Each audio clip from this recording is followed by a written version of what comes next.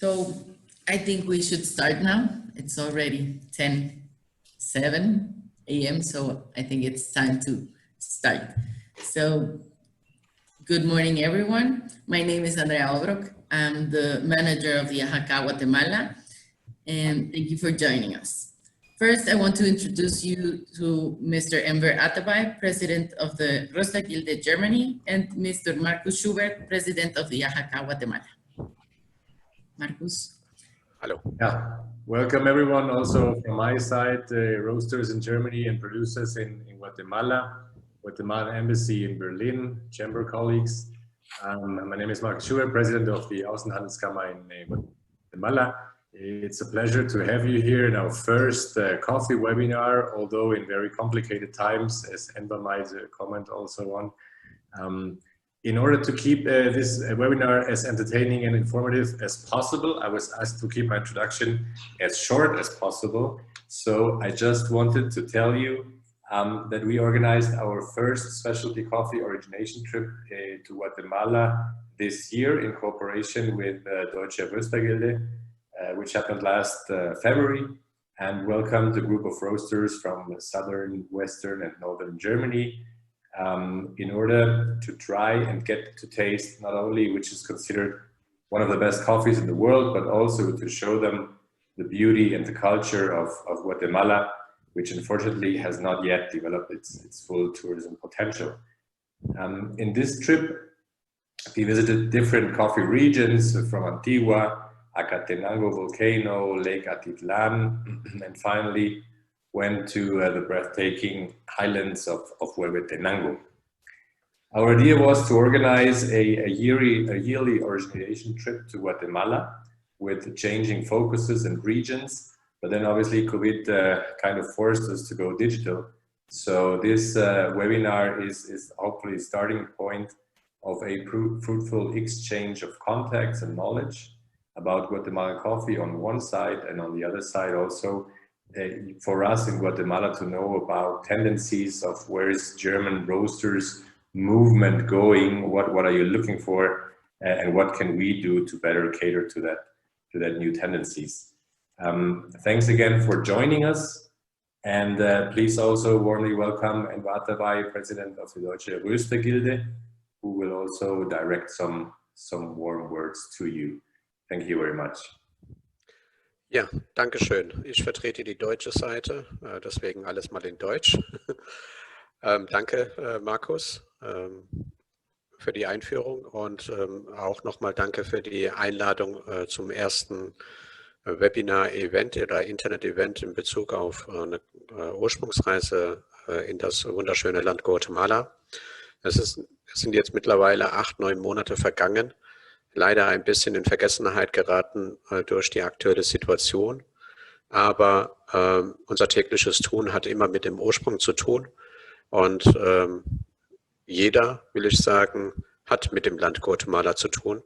Ein so ein kleines Land, aber im Kaffee ganz groß und in der Qualität ziemlich weit vorne, wenn nicht sogar zu den Besten. Und ein wunderschönes Land zum Ansehen, wunderschöne Erinnerungen.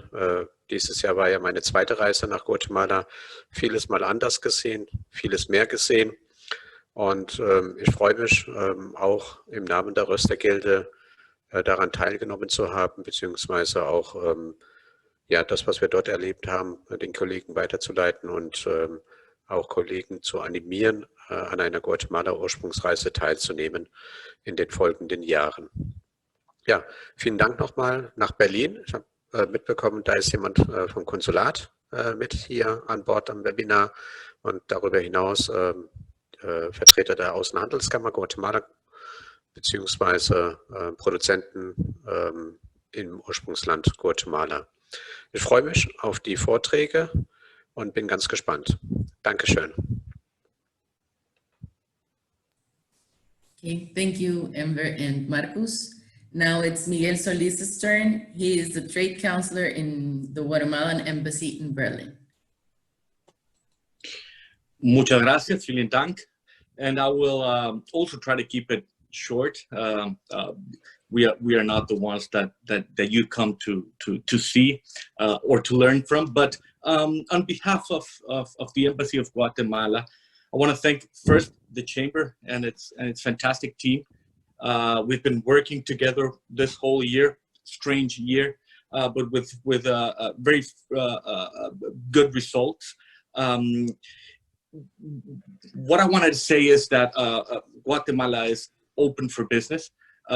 We have great product, we have great services, and one of those is this a trademark product of us, that's the coffee, and we're here to learn a little bit more about it. As my predecessor was saying, the idea is to bring more companies from Germany to Guatemala, not only to know the fantastic country that we have, but also the business opportunities that together we can give, and also the other way around, bring companies from Guatemala to better understand this industry and to strengthen the trade in general. So without further ado, I want to yield the floor to Andrea, not before thanking everyone for attending this first webinar, and please, if there's anything we can do from the embassy, we're just a click away or a phone call away, let us know, and that's what we're here for. So thank you very much. Vielen Dank für alle, and yeah, so muchas gracias. Hasta luego. Gracias, Miguel. Thank you. So right now I'm gonna share with you a video of Guatemala so that you can know a little bit about our culture and our land.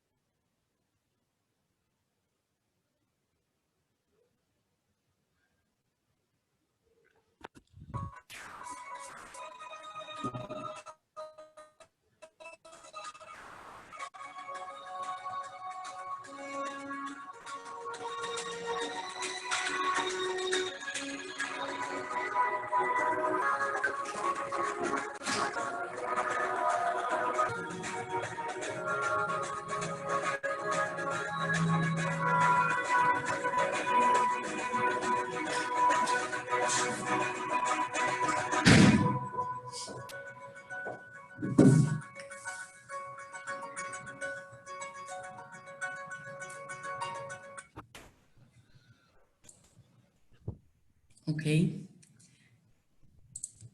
Thank you. I hope you liked it, and we hope to see you in Guatemala very soon. So now I'm just gonna tell you how it's gonna be. We're recording this conference so that we can share it with everyone. Everybody can keep it. Because of the change, time change, it's a little bit tricky with Germany and Guatemala. So we're gonna share it in our social media, YouTube, and via email. So now it's the turn of Ana Café. Andrea Vergara is representing this great institution. Andrea, please. Thank you, Andrea, for the introduction. I will share my presentation and then we will start.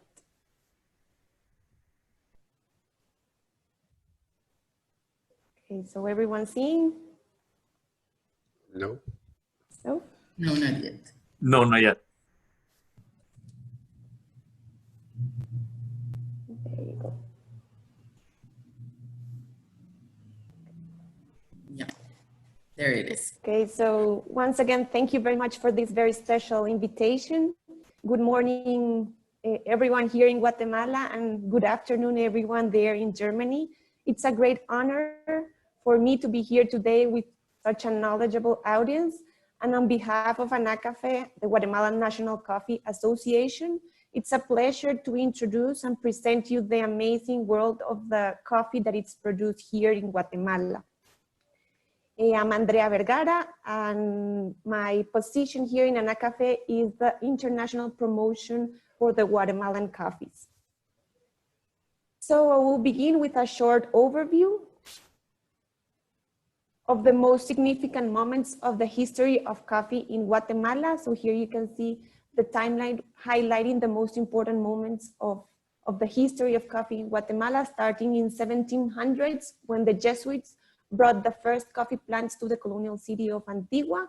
They brought it as ornamental plants for the gardens of their monasteries. So that's dating back the first plants we have here in Guatemala. Then in 1850, the government started giving incentives for the production of coffee at the national level. Then in 1859, the first commercial coffee production rise to 383 bags of 60 kilograms. And this commercial production was sent in its majority to Europe. Then we have our coffee production climbing in 1860 to 1,117 bags produced in the coffee industry in Guatemala. So coffee production started taking off. Then we moved to 1867, where coffee from Guatemala started participating in its first international events. This was the International Exhibition in Paris.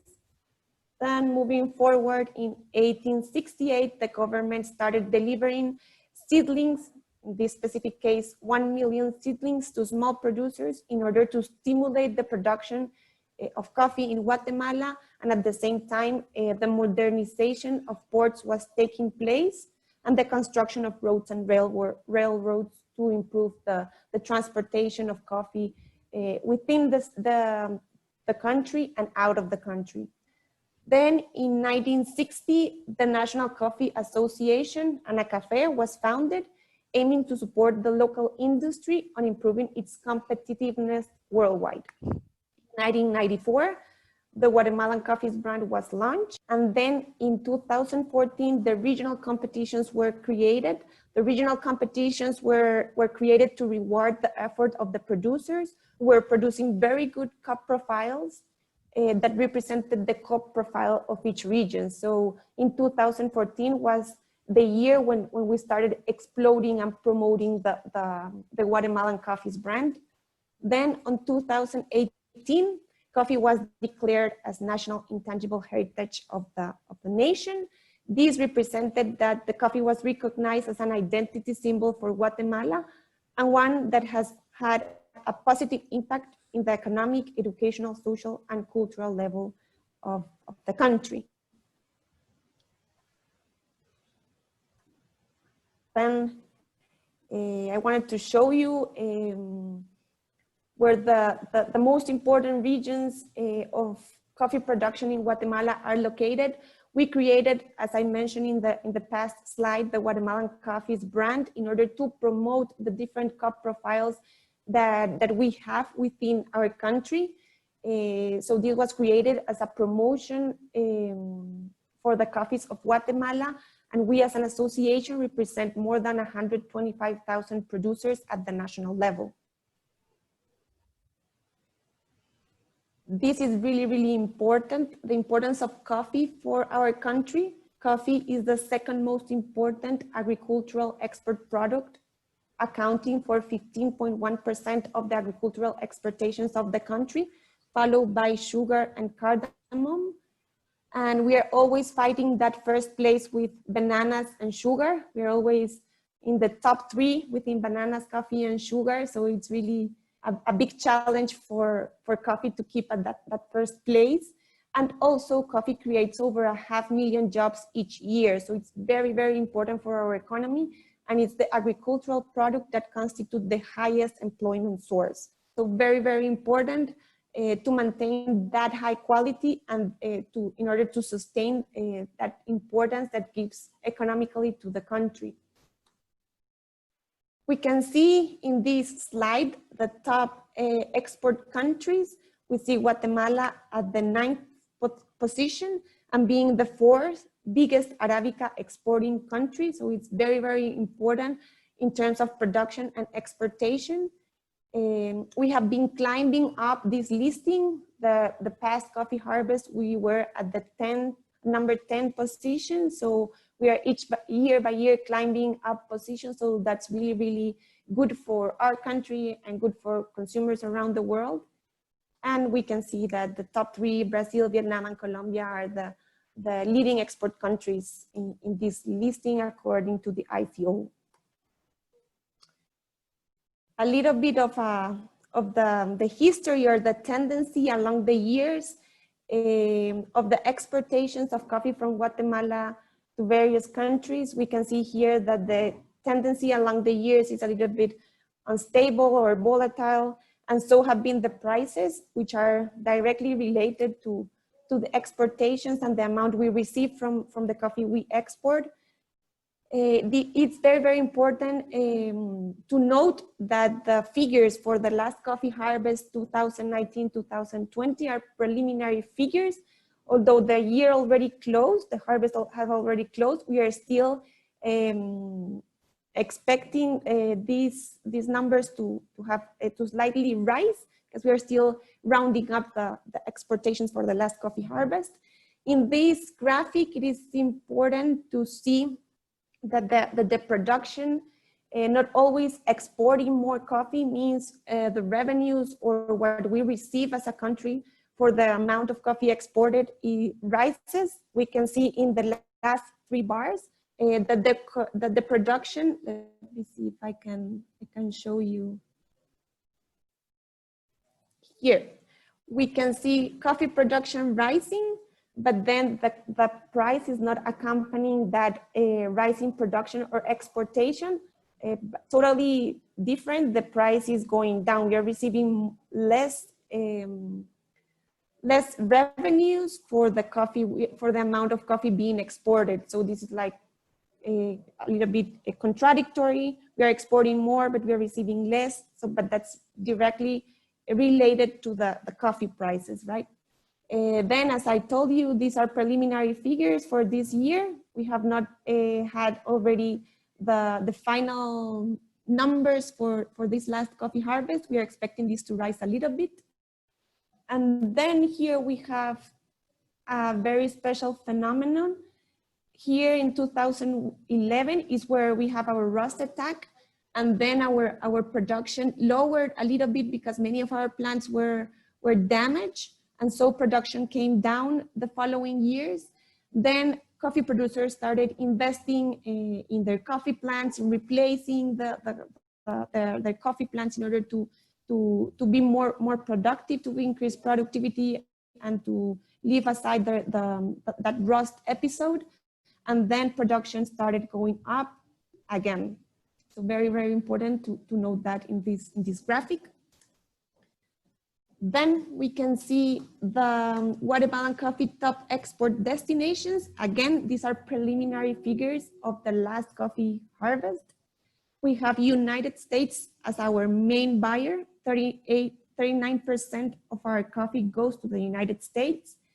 And North America makes the 49% of the total exportations of coffee from Guatemala to the different countries. Then our second most important buyer of green coffee from Guatemala is Japan, accounting for 14%. And then we have the part of Europe, accounting for 24% of the coffee exported by Guatemala, being Belgium the #1 country, then followed by Italy, and then by Germany. Belgium with 8%, Italy with 5%, and Germany with 5%. Here it is very, very important to note that not always the countries that import the coffee are the final consumers. Many countries just serve as an importer, and then either they re-export or they transform and then sell or re-export. So we see here in this pie, Germany as being a really, really important player in the importation or consumption or as a buyer of our coffee. Germany has always been in the top 10 of exportations of coffee from Guatemala to this destination. So this is a very, very important market for us. And I want to wrap up a little bit mentioning one very powerful reason, but not the only one, why Guatemalan coffees are so unique and special. So this is one very powerful, but as I mentioned, not the only one. So Guatemalan coffees are 98% shade grown. And what does this mean? This means that the shade moderates the intensity and quality of sunlight, regulating the plant respiration and photosynthesis. And this makes the grain to develop at a slower rate and develop a lot of complexity and flavors within the fruit. The shade also protects coffee roots and leaves from damage. It also allows coffee beans to mature slowly, as I have mentioned, improving the attributes of body and acidity in the cup. As well, these shade trees intercept the rainfall and slowly releases it, preventing erosion and maintaining humidity in the soil. Very, very important to prevent this erosion in the soil. It also retains 70% more humidity than their full sun counterparts. So the coffee that's grown without this shade does not retain all of this humidity that is very important for the development of the plant and of the grains. It also, Inga, which is one of the most common shade trees in Guatemala, has the unique ability to convert nitrogen gas in the atmosphere into a usable form throughout a process called nitrogen fixation. And this process improves the fertility of the soil and reduces the need for chemical fertilizers. So this is very, very important for the agronomic treatments made to the plants. And at last, the decaying leaves of these shade trees add layers of organic matter, providing very important nutrients to the soil, and also helps to curb the growth of weeds in the plantations. So many people ask us, what makes Guatemalan coffee so special? So this is one very powerful reason, among others, that we will talk hopefully in further webinars. And then these coffee forests that we create in our coffee plantations represent 38 million shade trees and coffee plants that create a forest of approximately 305,000 hectares, representing 7% of the national forest cover. This forest helps safeguard the country's vulnerable ecological health, and it also helps protect watersheds and reduce erosion to store and recycle nutrients. So this was what I had planned to show you, and I would like to wrap up this intervention with one message for you, that behind every cup of coffee you buy or or you drink, or you roast, there is always a Guatemalan coffee family behind it. So thank you very much for being here, for your interest in our coffee. In Ana Café, we are always doors open to any question or anything you need from us. If you want to visit Guatemala, we will always be available. So feel free to contact us, and together with the chamber, we would love to make things together. Thank you very much. Thank you, Andrea. Can you just, thank you. Can you just stop sharing your screen? Thank you very much. So now we're gonna present to you to some of our members in the coffee sector with their best practices. First, we have Mr. Gunther Reitzel from Santa Catarina, Pacaya.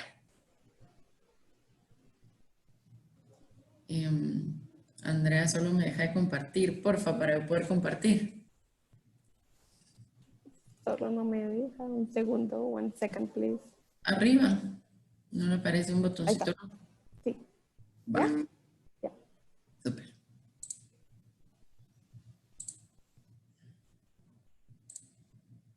Okay, Gunther, you can turn your microphone on and your camera on, please.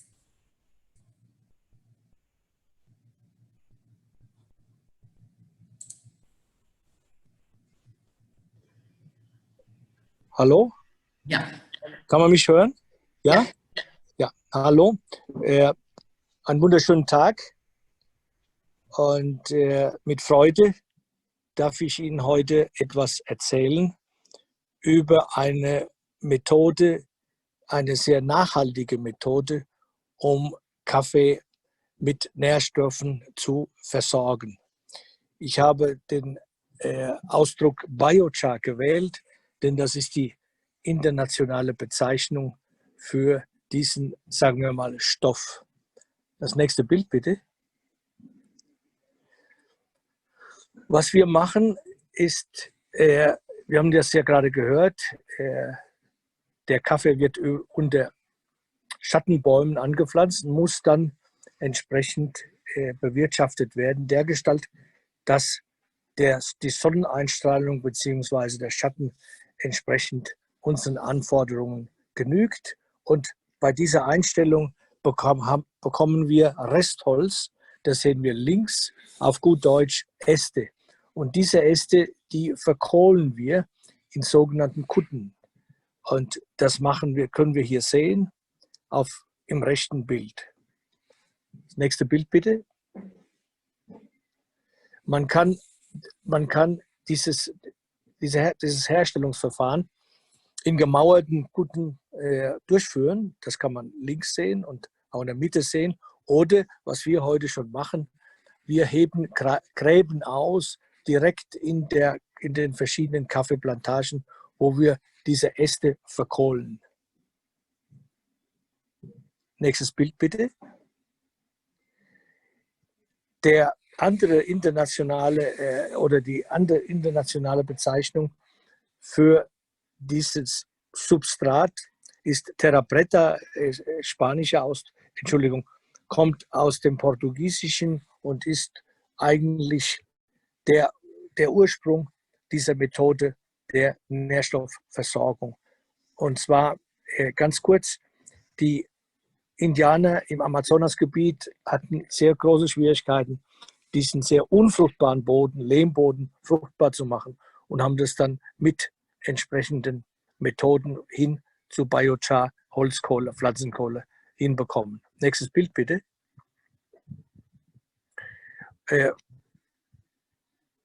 Bei der Suche nach einem nachhaltigen und kostengünstigen Düngeverfahren sind wir auf die Pflanzenkohle gestoßen, die wir seit Jahren auf der Plantage herstellen und auch zukaufen.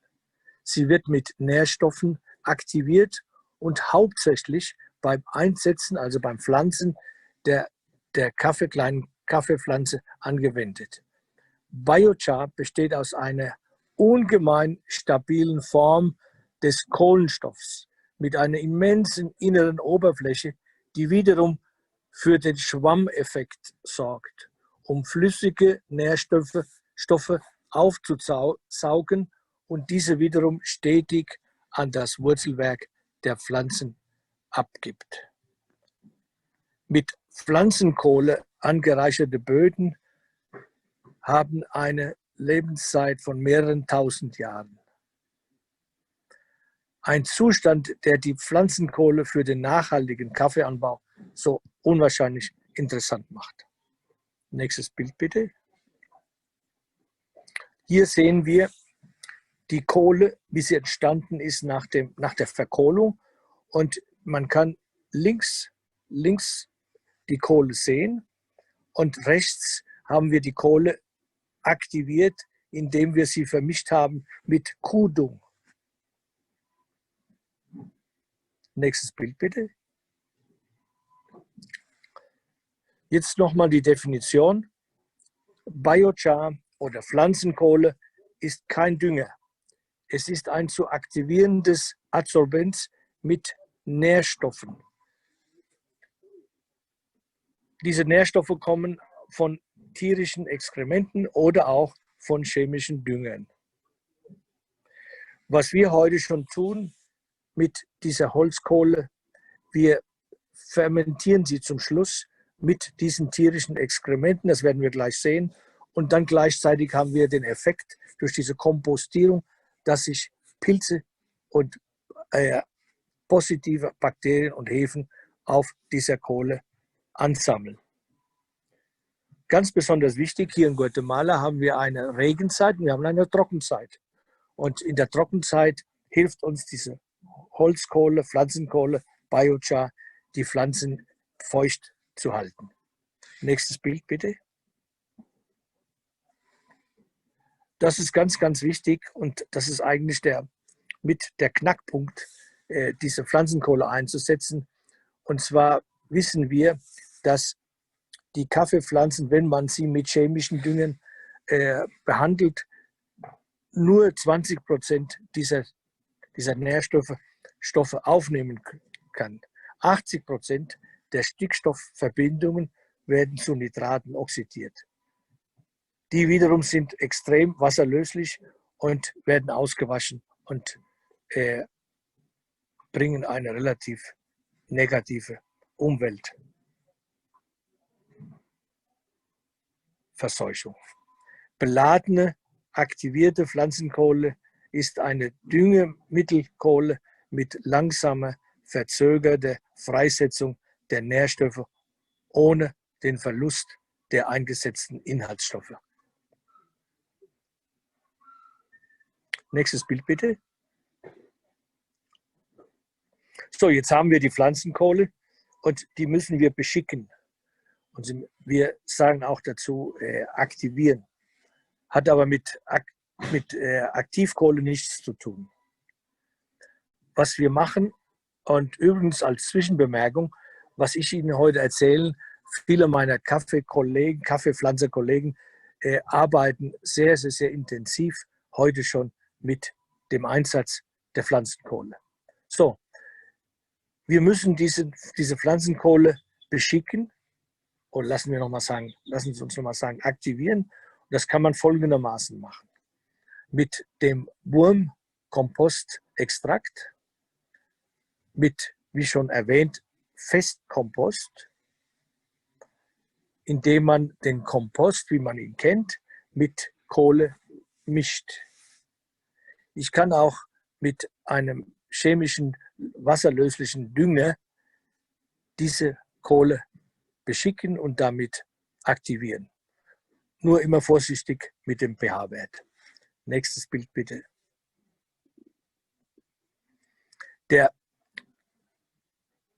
Nach ein paar Jahren haben wir festgestellt und haben gedacht, mein Gott, der Einsatz dieser Pflanzenkohle gemischt in einem Substrat müsste doch eigentlich was Besonderes darstellen. Und wir haben dann die Versuche gemacht und haben die Kaffeepflanzen in diesem Medium eingepflanzt. Und schauen Sie mal, wir haben eine Wachstumsrate von 1,60 Meter nach 15 Monaten.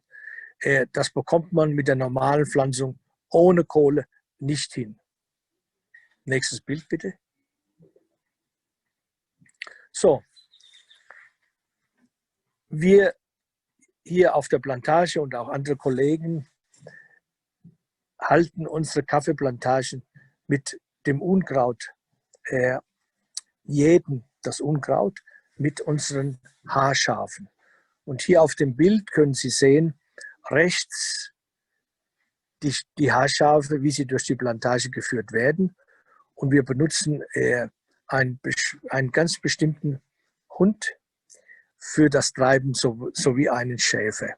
So, nachdem man die Tiere durch die Plantage, durch die Kaffeeplantage geführt hat, gehen sie in einen Stall und als Unterlage geben wir den Tieren Holzkohle. Diese Haarschafe müssen auf einem sehr trockenen Untergrund sich die Nacht vertreiben. So, und dann passiert Folgendes. Die Holzkohle, ich sage jetzt wieder Holzkohle, die Pflanzenkohle, nimmt die abgesonderten Nährstoffe, ich will das jetzt nicht näher beschreiben, auf. Das nehmen wir raus und kompostieren das. Nächstes Bild bitte. Man kann auch diese Holzkohle, die beladen ist, aktiviert ist, in der Plantage bei etwas älteren Pflanzen einsetzen. Vor allen Dingen wollen wir hier zwei Dinge erreichen.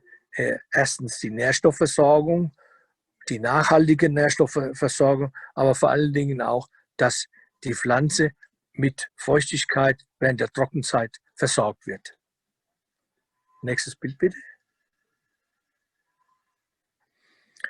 Wir wissen alle, dass bei dem gewaschenen Kaffee enorme Mengen an Kaffeepulpe anfällt.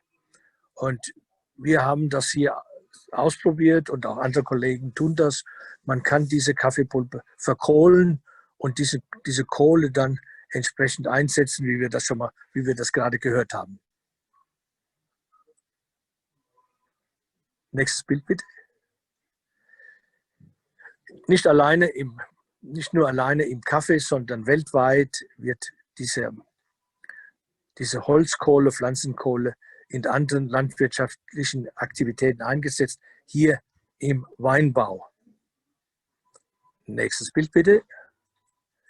Wenn Sie sich mit diesem Thema beschäftigen möchten, und können Sie gerne googeln, und zwar es gibt ein Institut, Ithaca, in deutscher Sprache, englischer Sprache, die sich mit diesem Produkt auseinandergesetzt haben und wunderschöne Artikel geschrieben haben. Nächstes Bild bitte. Damit komme ich zum Schluss und ich darf Ihnen hier auch unsere Enkelkinder vorstellen, die sehr oft mit auf die Plantage kommen.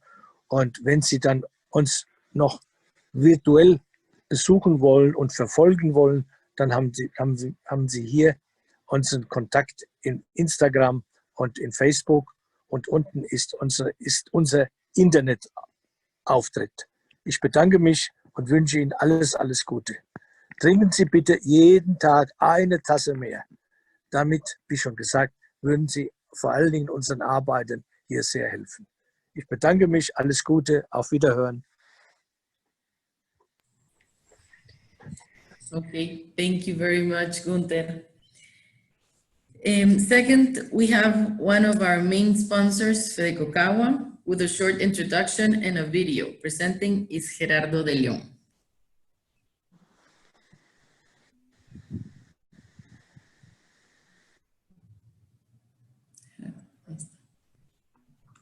Yeah, good morning. I don't want to take a lot of time of you guys. Thank you for joining us. I just want to show a short video on where you can see the farmers, members of the Cocagua, and then you can watch the entire organization behind of the smallholders in Guatemala since 1969. Okay, Andreas, if you can help me, just play. Thank you, everyone.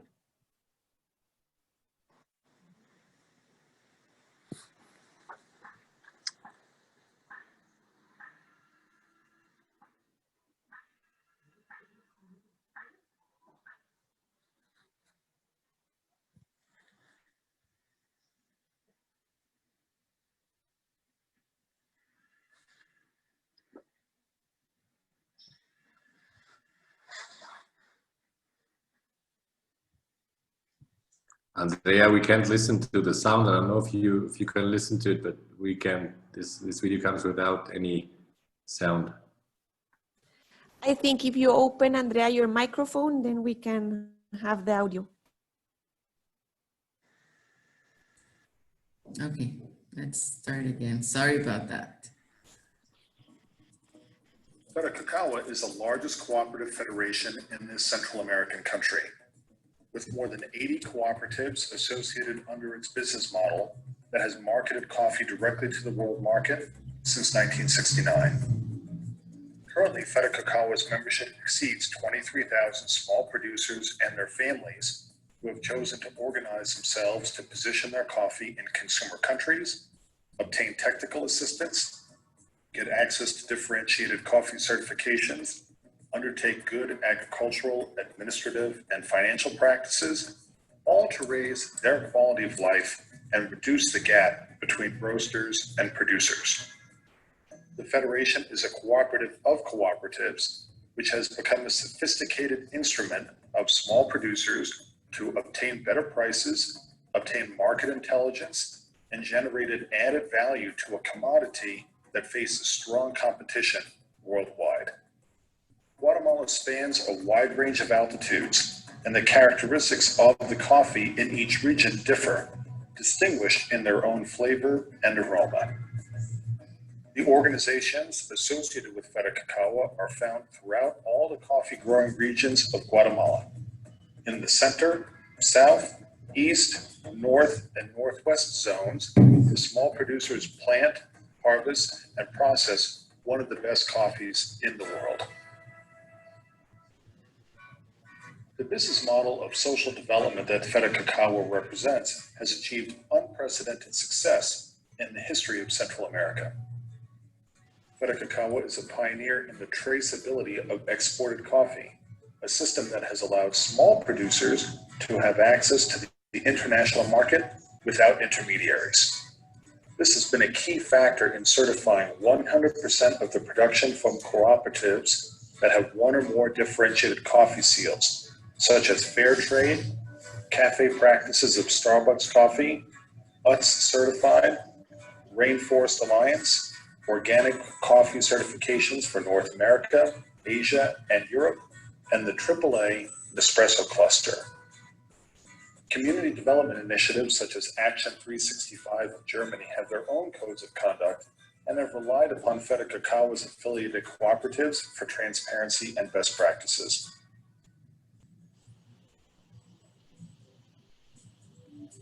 Cacao exports to more than 20 countries in Europe, Asia, America, and Oceania. The Federation's clients develop lasting relationships through the punctuality and fulfillment of their contracts. Likewise, the quality of processes in plantations, wet processing, dry processing, roasting, and administrative practices are all constantly improving. The Federation's decisions are made in the Great Annual Assembly. The Board of Directors is elected, financial statements are reviewed, the administrative management and the use of funds as product certification awards are approved, and many of the different institutional positions that the Federation may take are also taken at the Great Annual Assembly. A democratic and complex system in a heterogeneous movement demonstrates that people from different ethnicities and cultures can undertake joint efforts to achieve shared goals. This goal has been questioned by both locals and foreigners, but Cacao proves that it can be done.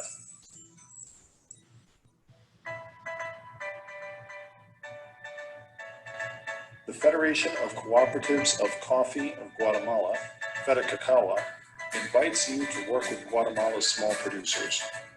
In this organization, you will find social development, culture, tradition, as well as quality, efficiency, and competitiveness, indispensable conditions to achieve long-term commercial and institutional relations.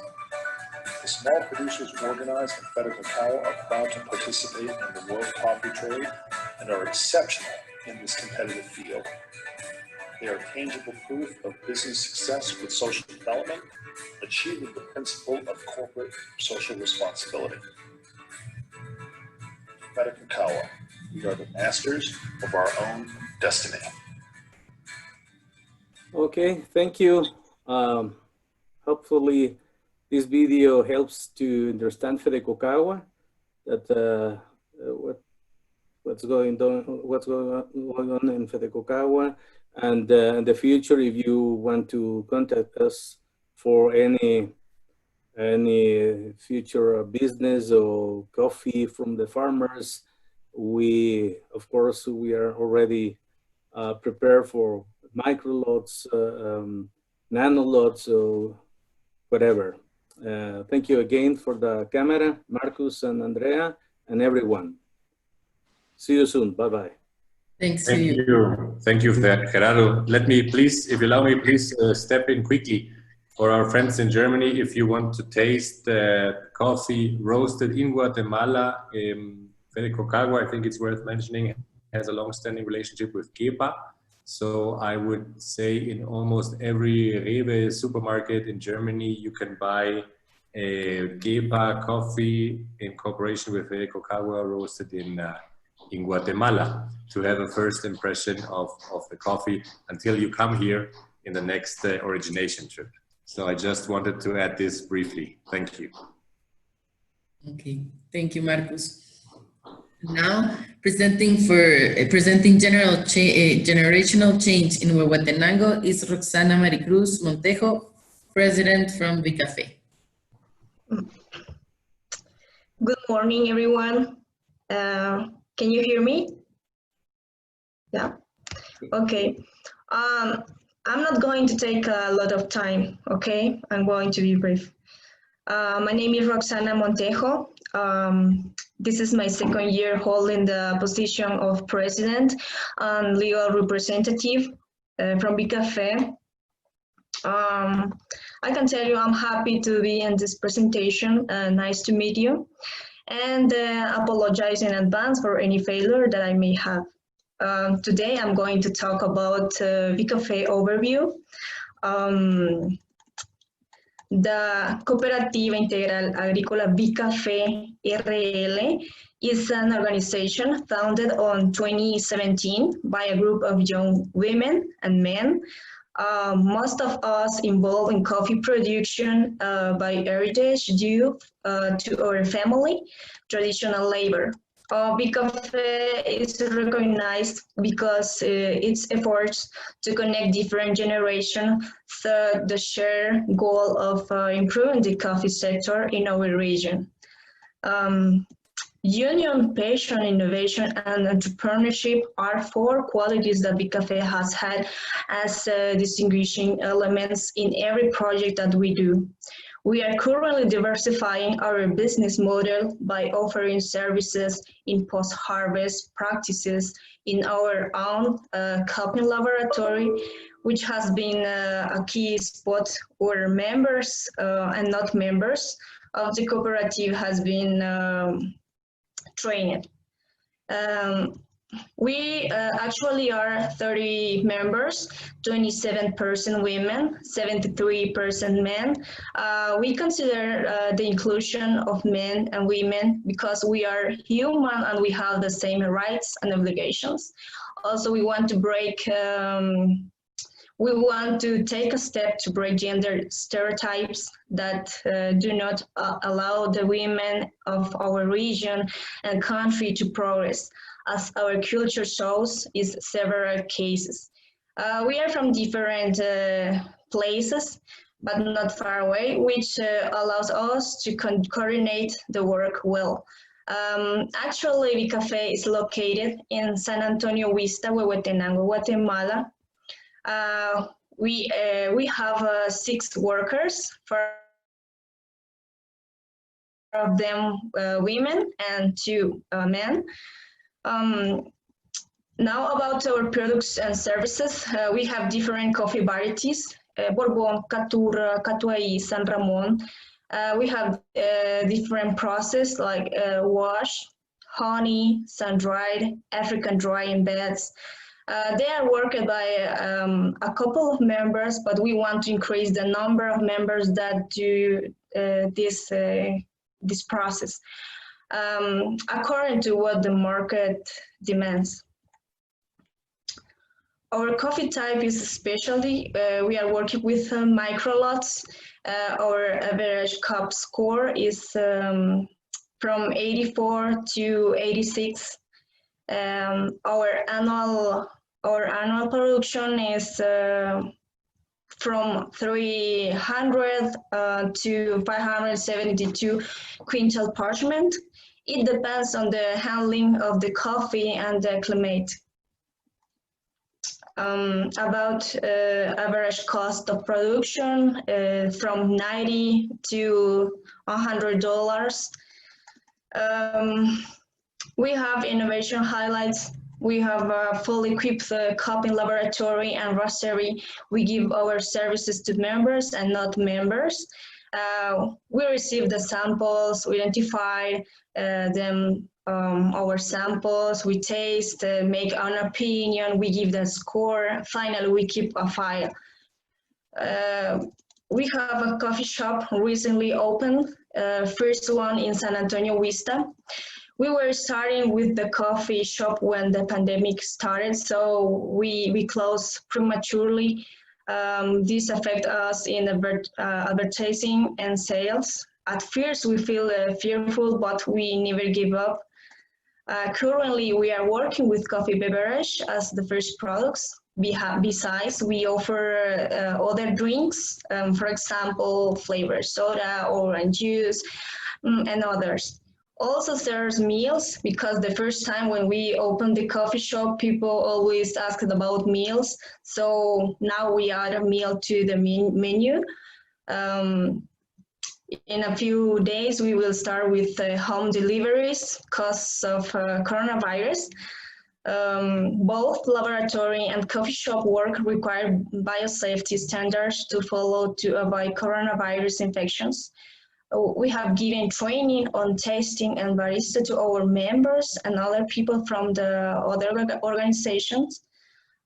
We are using these works areas as a school because in our region, almost everyone knows how to grow coffee. And then the goal is to sell it, but the quality is unknown and people don't know more about a cup of coffee. So we want to educate ourselves about the coffee industry. Because it's the only way we can improve the way of processing, maintaining good quality, and selling it at a good price. Well, Big Cafe is the generational change from our region. This is all our information about Big Cafe. I just can tell you, Big Cafe is your house. You are welcome whenever you want. Thank you a lot for your attention. That's all. Okay, thank you very much, Roxana. Now we have Julio Martinez representing Coatitlan with Eco-Friendly Cooperative. Okay.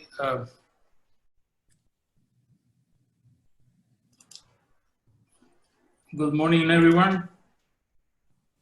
Oh, I better say good morning, coffee family. Yes, my name is Julio Martinez. I'm today acting or representing Coatitlan. I'm talking on behalf of them. Basically because we have been selling their coffee to Korea, promoting their coffee in Japan and also in Germany. And we have visitors from Germany, from Switzerland, taken down to Atitlan to see their operation.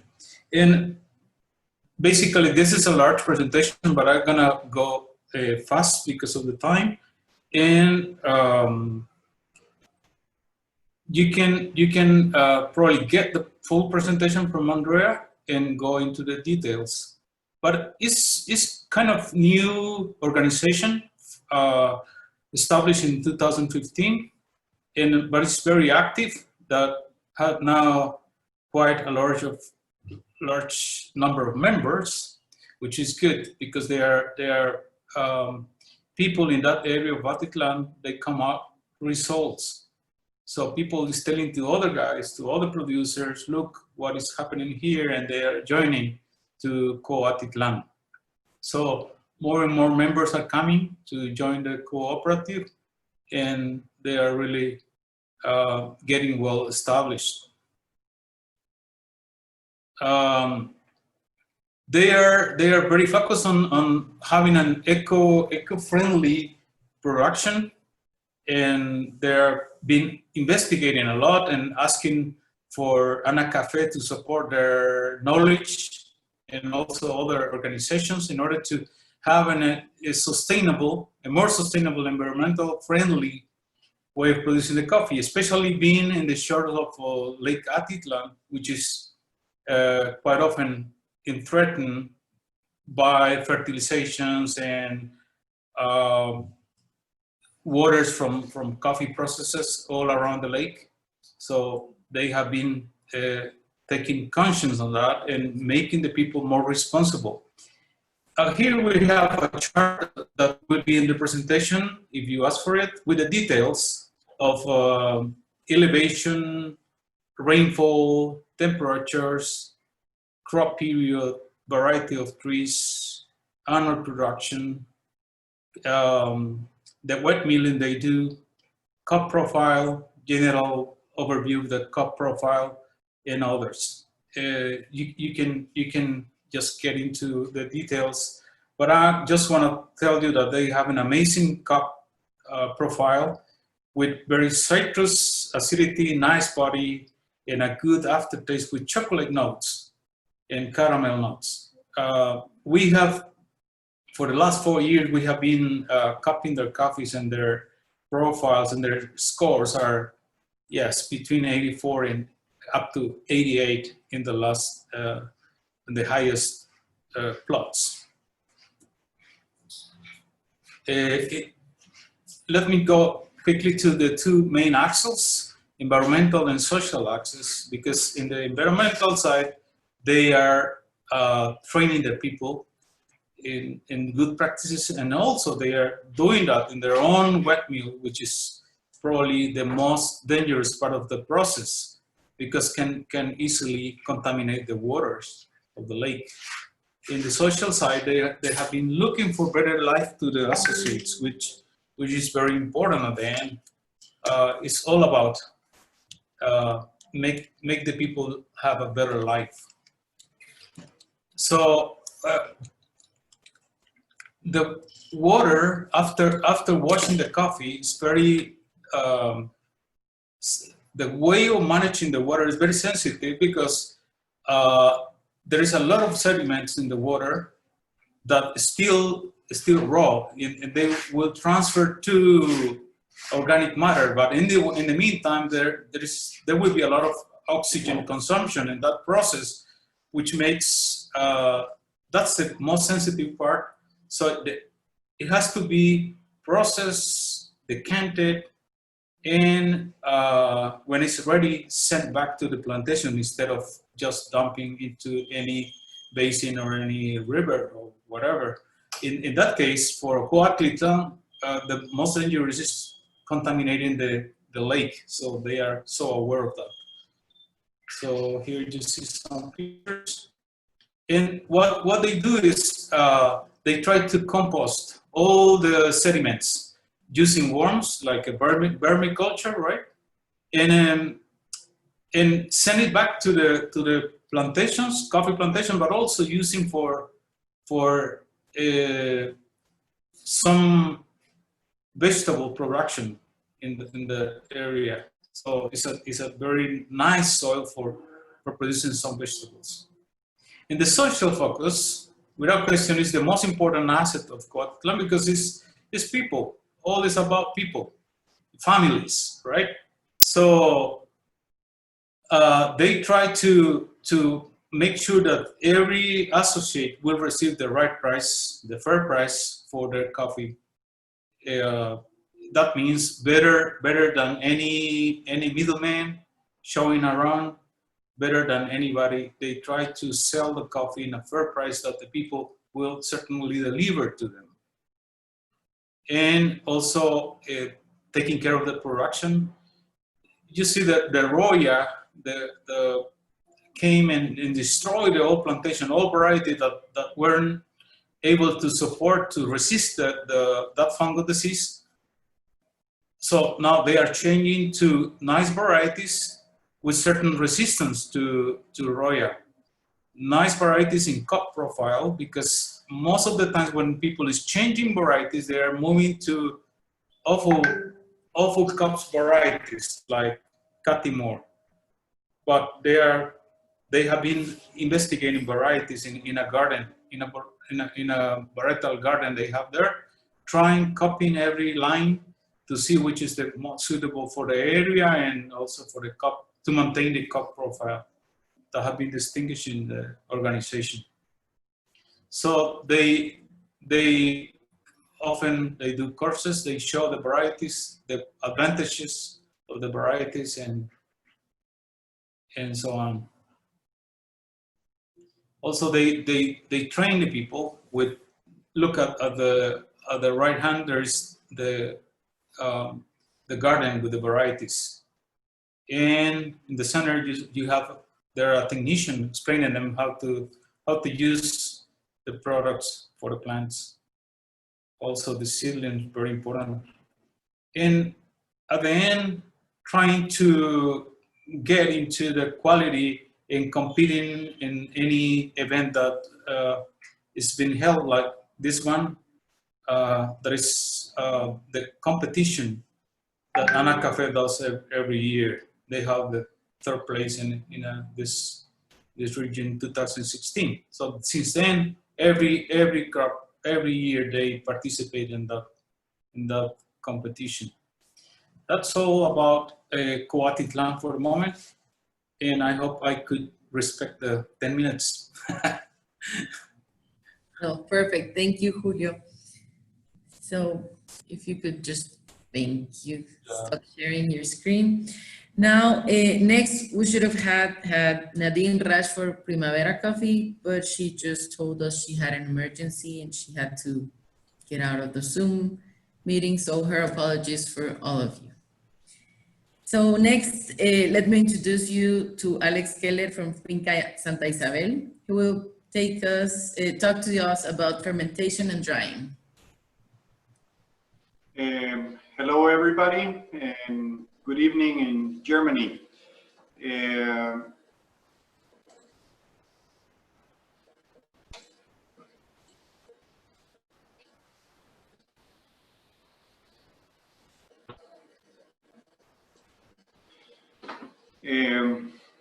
My name is Alex Keller.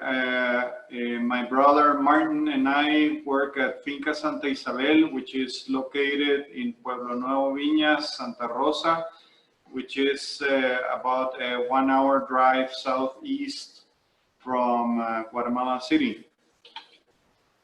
I was asked to talk, make a presentation regarding fermentation and drying. And before going into that, I would like to go into the term of terroir. In German, I found the following definitions: Erdreich, Boden, Heimaterde, Ackerschale, Erdschale.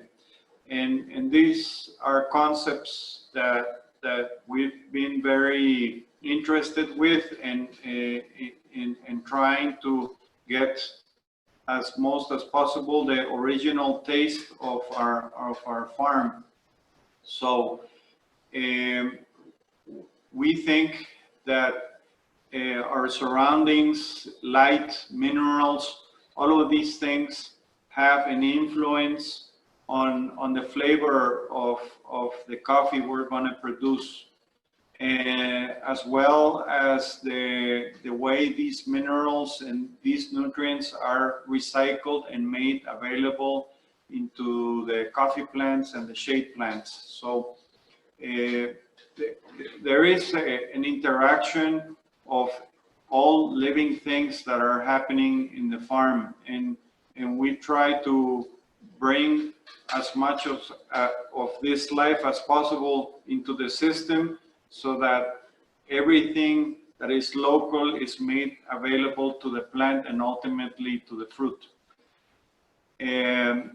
We work organically.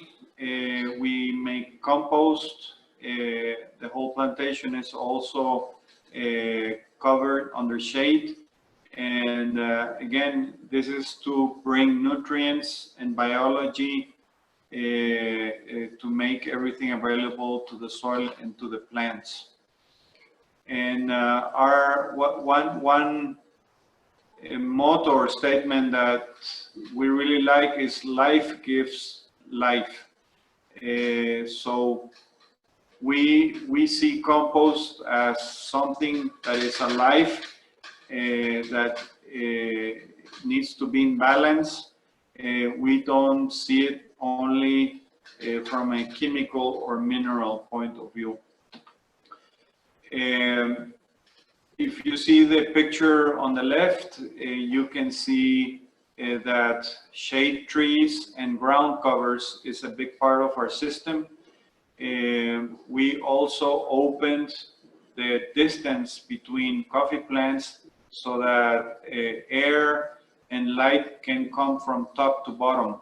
And this helps to even out the ripening of the cherries, and also it helps with some fungal diseases. The picture on the right with the coffee cherries is the way I used to like to watch coffee plants. Very clean, very bright, but in contrast, we see this next picture, and you see a lot of white fungus and dust on the coffee cherries. And some time ago, I did not like to watch these things on coffee trees, but later on I realized that this white dust is biology and yeast. A lot of this, especially on the coffee cherries, this white dust is yeast, and yeast helps to ferment the coffee. So by keeping the local yeast on the coffee cherries, and then taking those coffee cherries with that local yeast into the mill, we're going to help to maintain the local flavors and the terroir of the coffee. So one has to start well by choosing the fruit correctly and taking all the unripe beans out, and then using clean water and installations to process the coffee. And if installations are not clean, then as we see on the picture on the right, you can see a green fungus on the fermentation tank, which is the way we used to ferment before. That's going to have an influence on the biology that is present during fermentation and the way you extract flavors during the fermentation process. So the cleaner you have your installations, I think it's better. I think you get a cleaner and a juicier cup. So because of that, we decided to put tile and stainless steel on our tanks, and this has helped to produce a much cleaner cup than with the concrete tanks that we used to have. Here we see a picture of our patios, and you see different shades of color on the coffee that is on the patios. The lighter color qualities are the primeras, or the first quality coffees, and the darker we get, it's the coffee that is separated, like the floaters and the segundas, which is the second quality. And here we go into our patios, where it's only our first quality or our premium quality. And you can see in the background that we have placed a shade cloth on the patio. And the way we're drying right now is that the first 3 or 4 days, we take the coffee that has been washed and we dry it 3 to 4 days direct under the sunlight. And then the rest of the drying process we do under shade cloth, as we see in the back. And we feel that the sun has become stronger over the last few years, and it burns the coffee more. And by adding this shade cloth, the temperature and the sun intensity has decreased, and this has improved in our cup. Here we see 2 pictures on the left without shade cloth, and perhaps you might be able to see on your screen that the coffee is more tan or browner, and the coffee on the right is lighter.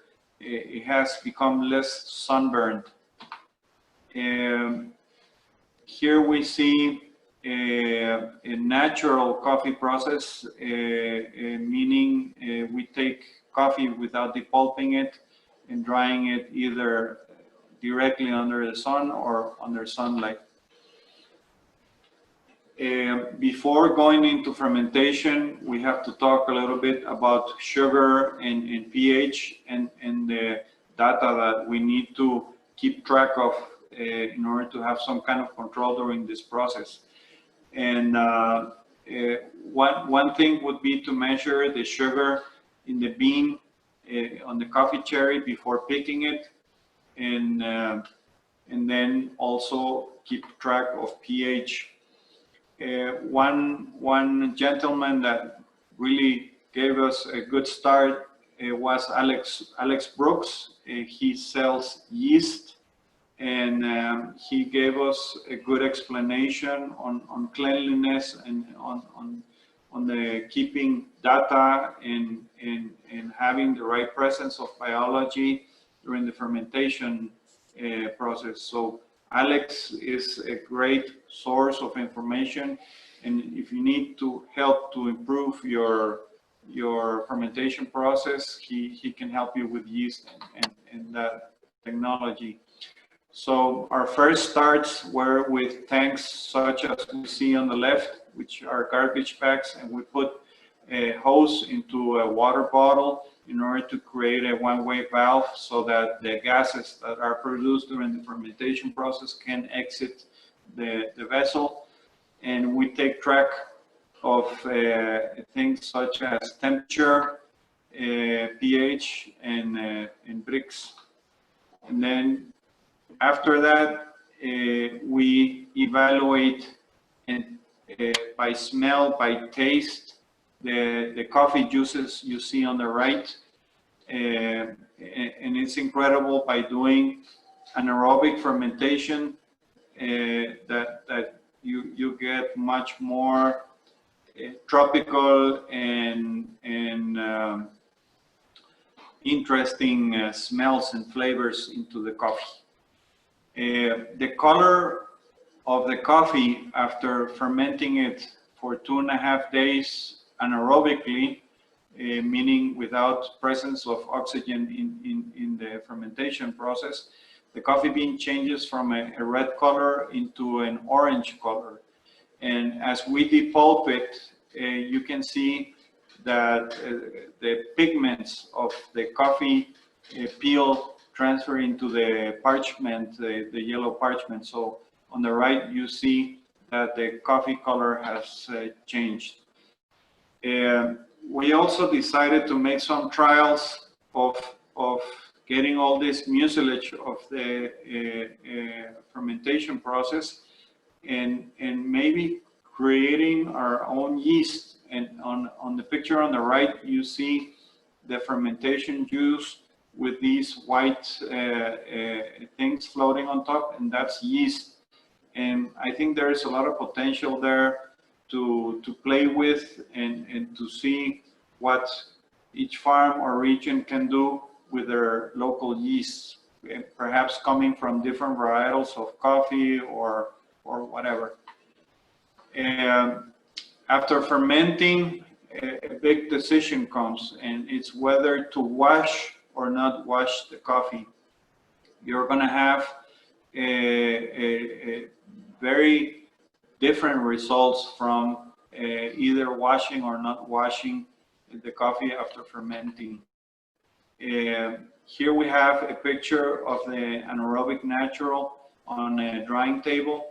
And one of the things that we learned that is very important is to make this sheet of beans very thin, almost that each bean is there individually, and that air is in contact very well with the beans. Otherwise, if there's not good aeration, fermentation can keep on going, and you can develop funky flavors.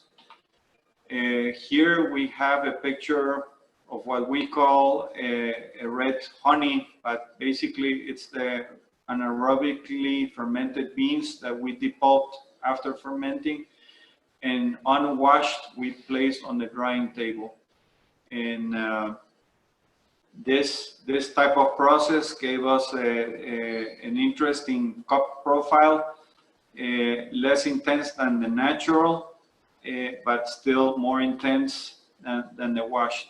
Here is a picture of another trial, which is what we call a yellow honey, and basically we anaerobically fermented the coffee, depulped it, and then washed it, and then put it on the drying table.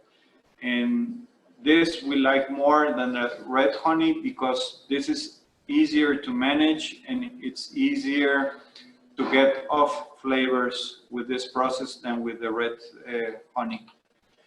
Here we have a picture of 3 processes. On the bottom we have the red, in the middle the yellow, and on top the natural. So just to give you a little idea of what these coffees look like after a few days of drying.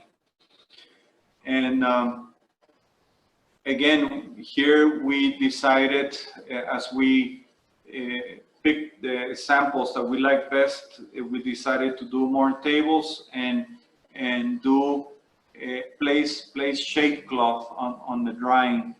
I think the shade cloth for our farm, our altitude and our conditions has helped a lot to conserve the oils and the natural flavor of the coffees.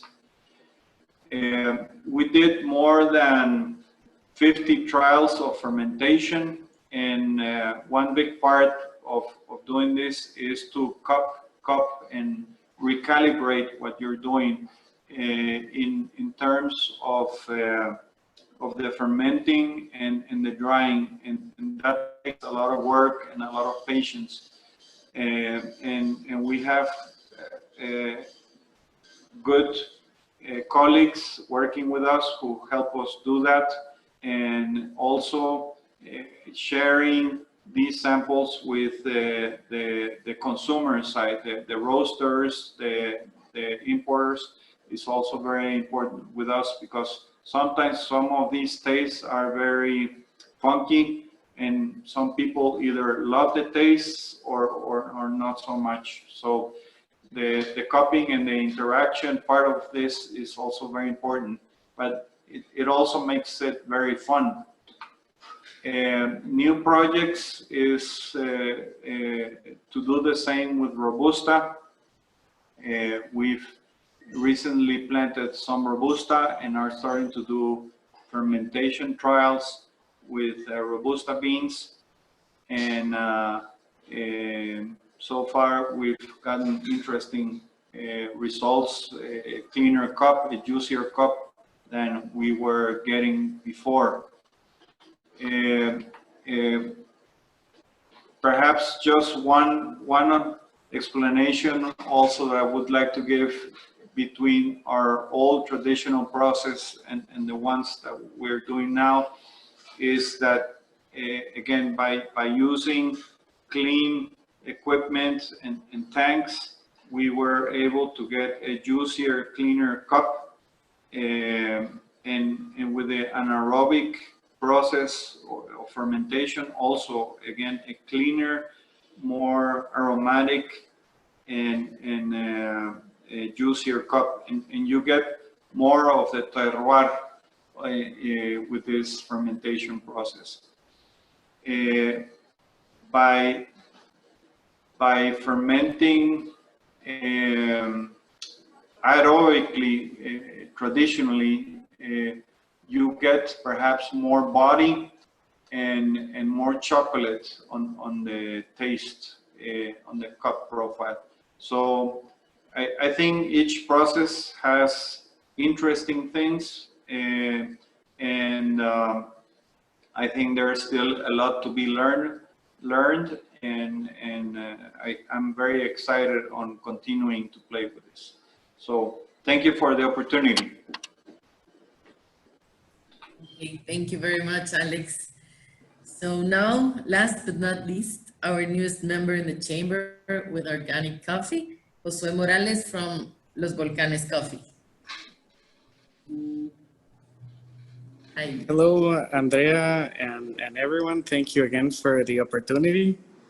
I'm going to try to be brief, and I would like to start by just saying hi to my fellow producers, to Gunter, it's been a while, to Gerardo, Julio, Alex, nice to meet you guys. I don't think we've met in person. And Andrea and Roxana as well, and too bad that Nadine couldn't stick around, but it's great to be part of this, and I'm very encouraged by the stuff that you are all doing. I've been in coffee for 18 years now, a while, not my whole life as some of you have. The company is called Los Volcanes, which is a name that came as a consolidation of our projects here in Antigua, Guatemala. And our focus is mainly on traceability, which is what I'm going to show you today.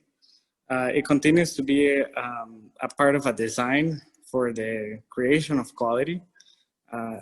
In the 10 minutes that we have today, I won't get to show you everything that I would like to, but I'm going to try to give you a brief introduction to what we do and who we are. So our focus of action is quality. We're in the specialty coffee business. I like to say that our supply chain is human-centered, in the sense that everything that we do, all the processes and the logistics that we create to interact with producers as well as with roasters all over the world, has to do with how we can all make the most out of the process that we have ahead of us. And the last part would be organic certified, which the farms that I run here in Antigua are the only ones in the region that are organic certified. As a whole, we have about 60 hectares planted with coffee. And that is makes us one of the smallest producers that delivers to the project of what Los Volcanes is, especially from the facility where we are today and the farm, which is La Esperanza here in Antigua. La Esperanza is a larger mill, and as a mill, we receive coffee in cherry from we cover a radius of about 150 kilometers around us, and during harvest we go and collect the cherries from farms, from small producers, from cooperatives. In total, La Esperanza represents one of the largest direct trade supply chains in the country. We have about 4,000 supplier codes at La Esperanza of people delivering cherry that can be The small producer, the lady that delivers 5 bags of cherry, up to the bigger farms that deliver 20,000 in a harvest. So we cover a very wide range of production. There's a lot of installed capacity at the mill. And aside from what we do here on premise, that is under our direct supervision, we also continue to work in parchment with regions such as Huehuetenango, San Marcos, and the rainforest region in Coban.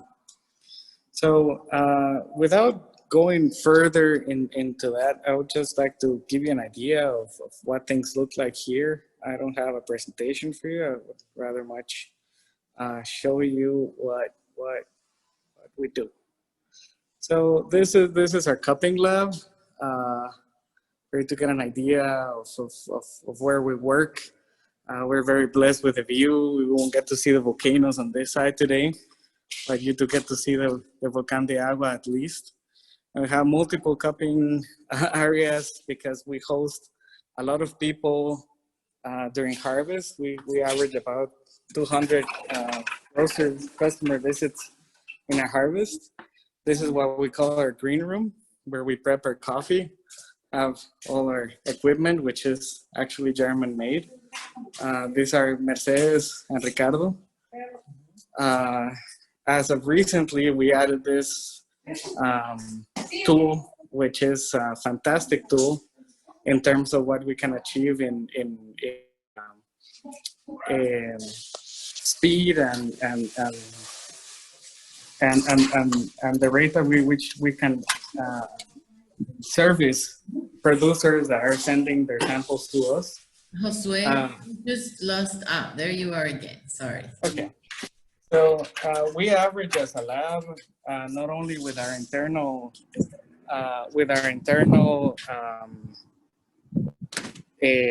production, we average about 100 samples a day during harvest. And this is a view of our patio. So we are like right in the middle of everything. And as we continue, my 5 minutes that I have left.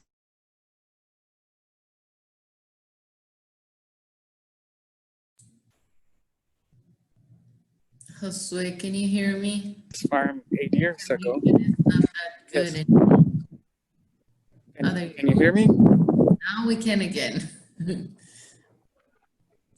Internet's not the sharpest thing here in Antigua. Let me try to turn around this. Can you hear me well? Okay. So I was telling you that this is the first farm that I built, and this farm is very special because everything about it is to do something.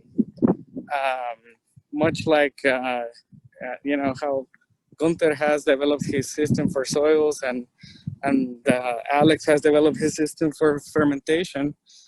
Our focus has been more in understanding the structure of soil and the diversity of varietals and how they impact the terroir that has already been mentioned. So La Esperanza, which is a place where I've been able to test my ideas and the ideas of many, many scientists all over the world that come and collaborate with us every year about the way in which we can keep the structure of the soil.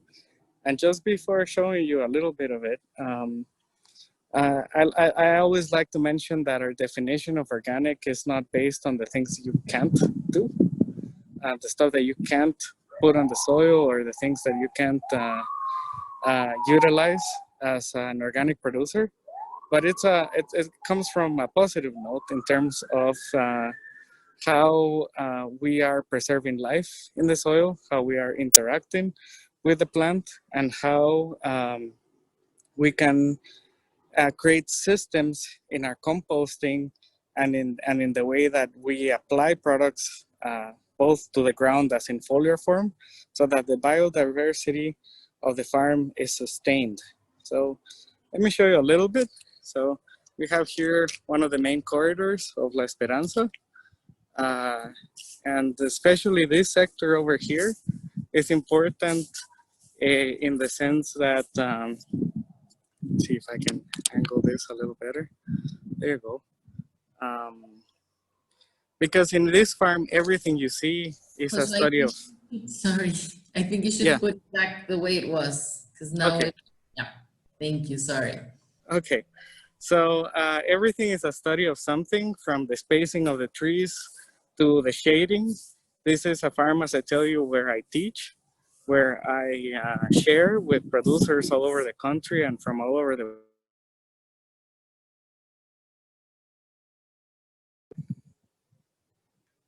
if it weren't for the pandemic, every single week of the year, we have groups here from everywhere in the country, understanding how to be able to pull off a production like the one that you see in front of me, and being organic certified without the leaf rust and without the things that will compromise not only quality, but the pockets of the producers that need an alternative in order to continue believing in producing coffee the way we produce. And then also La Esperanza serves as a little bit of my genetic bank. For example, over here, we have a small plot of Obata that I brought from Paraná in Brazil. And these guys have been here suffering in our microclimate, but these are the plants that I use to reproduce the varietal as a contrarian voice to some of the varietals that have come to Guatemala that might not be suited for these guys are the ones that we reproduce and distribute among our supply chain in Alta Verapaz, in Cuban, and San Luis. And as well, we have these ones, which are Riru that we brought from Kenya. And like them, we have one that almost fits for every soil type and every microclimate in the country. So it's a glimpse. My 10 minutes are over. And again, thank you. Thank you for the opportunity. Everyone's welcome to come visit whenever you'd like. Okay, thank you very much, Josue. So, no, thank you everybody for your presentations. And now we have the final words from Mr. Schubert and Mr. Atabay again. Thank you. I don't know if you want to start, Enver, this time. Ja, vielen Dank für die Beiträge. Das war beeindruckend und ich habe es vorhin Herrn Reitzel auch geschrieben. Wenn ich mir die Beiträge anhöre und auch den Eingangsfilm mir anschaue, zweimal Guatemala besucht und gemerkt, dass ich Guatemala gar nicht so erlebt habe. Von daher herzlichen Dank nochmal und für die beeindruckenden Bilder und für die ganzen Beiträge. Und ich darf hoffen, dass wir in Zukunft ja, mehr zusammenarbeiten und in Zukunft mehr über den Kaffee auch etwas in Deutschland beitragen. Es waren heute leider nicht viele aus Deutschland anwesend, aber wir haben den Anfang gemacht. Es war ein schöner Abend mit wunderschönen Beiträgen, es sind Ideen geboren worden für die Zukunft und ich denke, basierend auf diesen Ideen kann noch einiges gebaut werden. Vielen Dank. Gracias. Well, also from my side, first of all, thanks a lot for everyone participating on the Guatemalan side. I think we have already a small, good working group with a joint interest, which is to bring more high quality coffee, specialty coffee to Germany. So unfortunately, we could not move so many roasters on the German side today, but obviously we now created a video, we created digital content, which we will use in the future. So I think we will get to a lot of roasters in the near future. But as Enver said, first step is taken. That is already the second step. And we hope to be able to organize another webinar soon, or even hopefully in times a little bit more secure times after COVID, the next trip, the next origination trip here to Guatemala. So thanks again to everyone, and hope to see you soon. Vielen Dank. Thank you. Bye. Vielen Dank nach Guatemala.